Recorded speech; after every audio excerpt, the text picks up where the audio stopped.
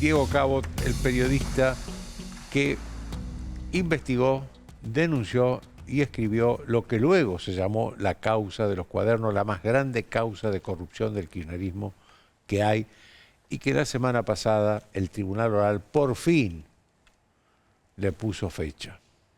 ¿Qué opinas? ¿Qué tal, Joaquín? ¿Cómo andás? Bien. Bueno, opino eso, por fin, era hora, ¿no? Pero claro, les di un año más.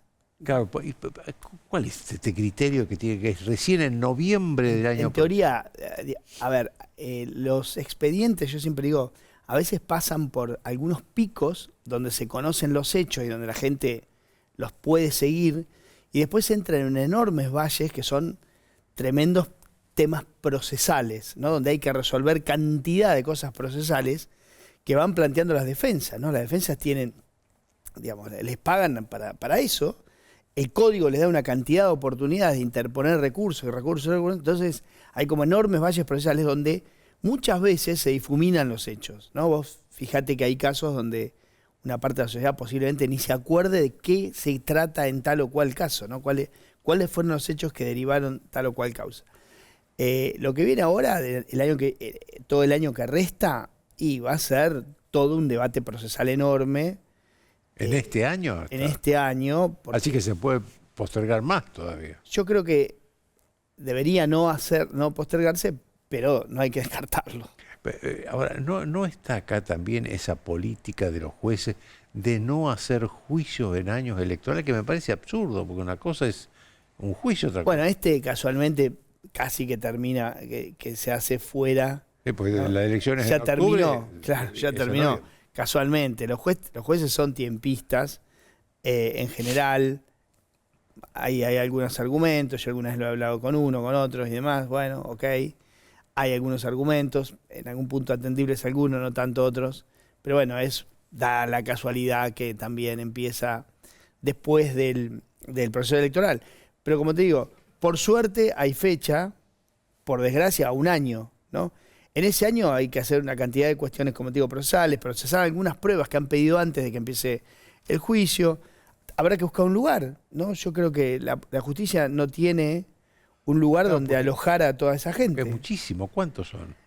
160 procesados. Calculá si todos quieren ir. Obviamente no van todos, pero tiene el tribunal le tiene que dar la posibilidad de ir. Más los abogados, más los testigos, más la gente que querrá ir.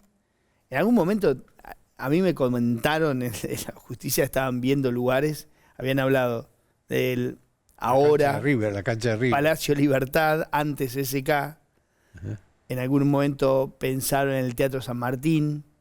Pero bueno, es un auditorio que no tiene, hoy por hoy, no tiene el Poder Judicial, ¿no? O sea que tendrán que también resolver la cuestión logística, la cuestión también tecnológica, si lo van a hacer todo por Zoom, ¿cómo va a ser? Porque va a haber cantidad de gente conectada, más que en una sesión de diputados, cuando te acordás en aquel momento cuando más se inauguró como una suerte así como microestadio en la pandemia, para que haya las sesiones. Bueno, esto es el doble. Claro. Laura. Hola, Joaquín. Te pedí disculpas porque la dama quedó... Al contrario, eso ya está de modé. Los caballeros primero. No, las damas primero. Lo que te quería preguntar, que vos fuiste una de las personas, decía, que más había criticado el memorándum con Irán. Hubo un tribunal oral que la sobreseyó a Cristina Kirchner antes de juzgarla. La Corte puso las cosas en su lugar el jueves, ordenó que se hiciera el juicio. ¿Qué te pareció esa decisión? Bueno, es una decisión razonable porque hubo una denuncia, una investigación, hay un fiscal asesinado, comprobado también por la justicia, y hay una necesidad de saber. Lo que la gente común no sabe es que para la justicia argentina, Nisman fue asesinado. Absolutamente. No, yo creo que la gente común lo sabe. Hay determinados actores políticos que intentan confundir respecto de que no se sepa, pero está aprobado el asesinato en el expediente judicial correspondiente, y hay una necesidad de muchos, digo, de los argentinos fundamentalmente, pero de la familia de Nisman, de sus compañeros, de los asesinados en el atentado de la AMIA, por saber la verdad. Entonces, cerrar justamente una causa tan compleja. También Cristina Kirchner, como en el caso de los cuadernos, está procesada, ¿no? Está procesada y va a juicio. Cristina Kirchner, el Cuervo Larroque de Elía, bueno, Timerman ha fallecido, varios funcionarios que estuvieron involucrados. Incluso yo recordaba en estos días que cayó el régimen de Al-Assad en Siria, que fue uno de los que hizo los buenos oficios durante el momento de la negociación previa,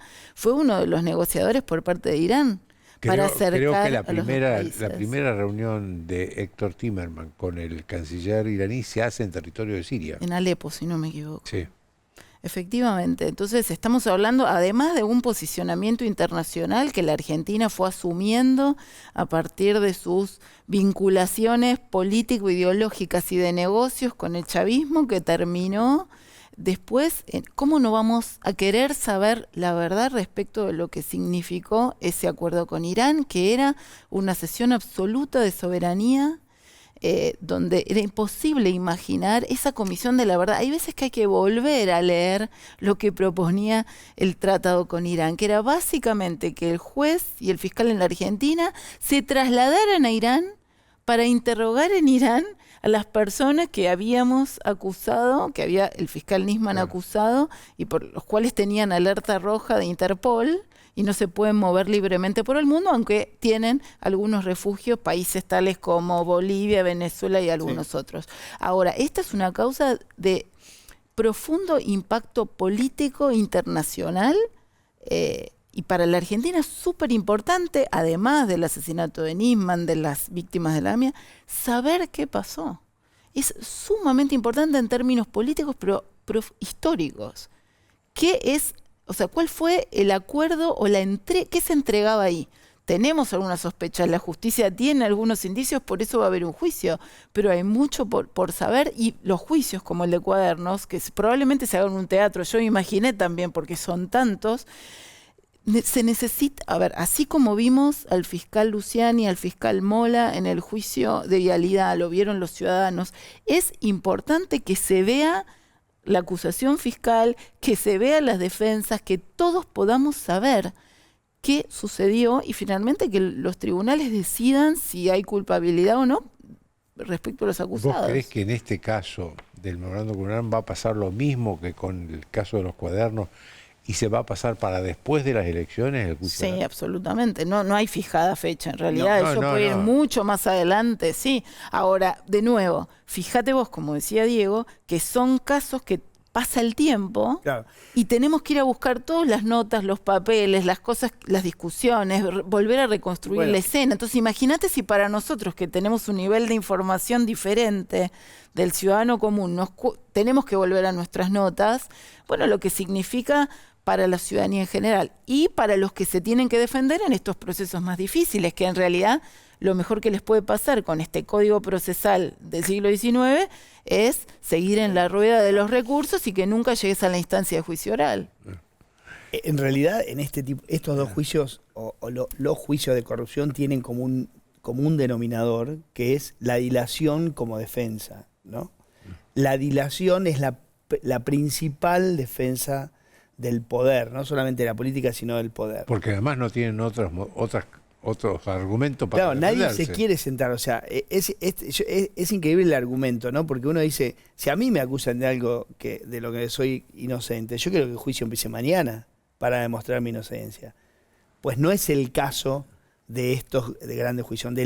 La apuesta siempre es a dilatar el juicio. ¿Por qué? Para que no empiecen los debates, para que no se vea, para que la gente, para que gran parte de la sociedad no regrese sobre los hechos, ¿no? Yo creo que eso es fundamental y eso es lo que causó o lo que generó la acusación del fiscal Luciani. Mira, él regresa sobre los hechos que habían dado origen a la causa que siempre se llamó vialidad y que fue una entelequia jurídica, y un día alguien vuelve a los hechos y dice, hicieron esto, cobraron esto, se llevaron esto, la guardaron acá, la pusieron allá. Entonces es cuando están los hechos narrados de una manera que son de vuelta fáciles de entender, ¿no? Porque eso solo lo puede ver el que está viendo el expediente, pero la sociedad pierde la dimensión. Claro, pierde. Yo quiero hacerle un par de preguntas más, pero tenemos que hacer una pausa y después le seguimos, ¿eh? Seguimos. Una pausa. Bien, sigo con Laura Alonso y Diego Cabot. Le voy a hacer una pregunta a cada uno, le pido brevedad porque se nos está agotando el tiempo a los tres. ¿Por qué la firma de un memorándum que puede parecer algo normal es un delito?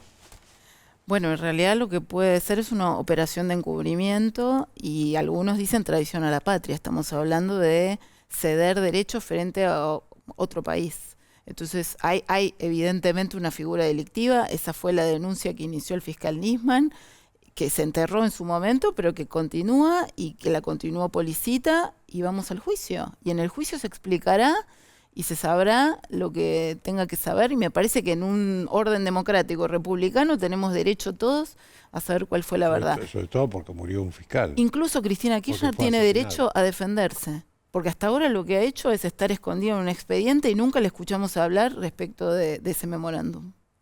Diego, ¿cuánto crees que va a durar el juicio, el mega juicio de la causa de los cuadernos, el más grande por la corrupción kirchnerista?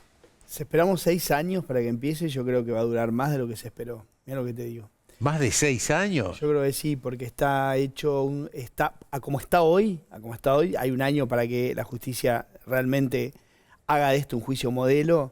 Para como está hoy, van a ser audiencias, una audiencia por semana.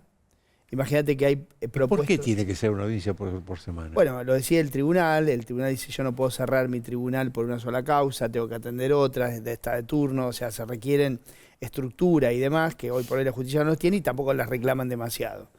Y te digo, hay más o menos 700 testigos propuestos por la Fiscalía, unos 500 por los acusados, pericias. Imagínate. Estamos hablando de más de 1000. Sí, estamos hablando de más de 1000, poner que se vayan desistiendo en algún momento, en el momento, pero va a ser un juicio largo, muy largo, salvo, como te digo, que se lo trate de una manera excepcional. Si se lo trata como una manera ordinaria, como es hasta ahora, es un juicio más, y no tomás en cuenta que hay 150 procesados, todos poderosos, que tienen muchísimas posibilidades de defenderse, incluso de dilatarlo aún más. Si no se lo toma como una cosa excepcional, va a durar muchísimo tiempo. Muchísimo tiempo. Y ni hablar hasta que haya sentencia definitiva. Va a pasar mucho tiempo. Ya agradezco a los dos que han estado Gracias. acá. Ha sido un placer escucharlos. Se nos acabó el tiempo a todos. Chao, hasta el lunes.